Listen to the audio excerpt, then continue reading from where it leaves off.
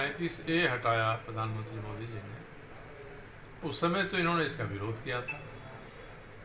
चुनाव में बताए ना कि अभी उनका विचार बदला है कि वही है, इसके खिलाफ में क्या है।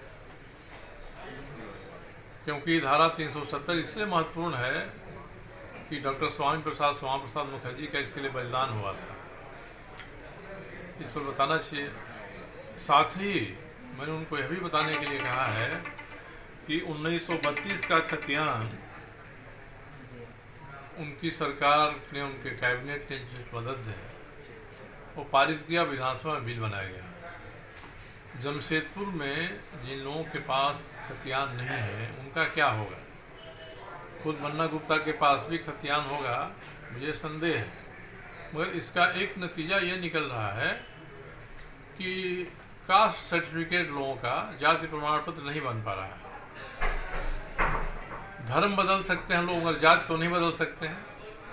हम लोगों की सरकार थी तो हमने कहा था कि अपने जातीय संगठन से लिखवा के ला दिए कि आप उस जाति के हैं, सर्टिफिकेट बन जाएगा, और बनता था। ये बंद हो गया, खतियान होगा, उसी का जाति प्रमाण पत्र यहाँ से बनेगा। फिर एक और मुद्दा हमने उठाया है कि जब भारतीय जनता पार्टी के लोग साहेबगंज और पाकुड़ में गांव-गांव के सामने जमाई टोला बन जाने की बात उठाते हैं, और ये बात उठाते हैं कि यहाँ बांग्लादेशियों और रोहिंग्या के का घुसपैठ हुआ है और डेमोग्राफी बदल गई है वहाँ। तो बन्ना गुप्ता जी के मुख्यमंत्री ने विधानसभा में कहा है, ऑन रिकॉर्ड कहा है कि इन लोगों को साहेबगंज पाकुड़ की ही डेमोग्राफी बदली हुई दिखाई पड़ती है। जमशेदपुर में, रांची में, धनबाद में जो डेमोग्राफी बदला है उसके बारे में नहीं कहते हैं। इसका मतलब कि इनकी सरकार जमशेदपुर में रहने वाले लोगों की तुलना बांग्लादेशी और रोहिंग्या घुसपैठियों के साथ कर रही है।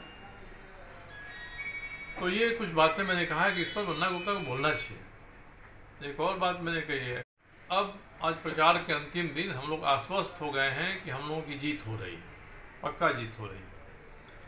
और बन्ना गुप्ता और बाबर खान दूसरे स्थान पर रहने के लिए आपस में लड़ रहे हैं, क्योंकि बाबर खान जन्मना मुस्लिम है। तो बन्ना गुप्ता जी ये दिखाना चाहते हैं कलमा पढ़ के और कुछ बातें करके कि मैं भी उनसे कम नहीं हूँ।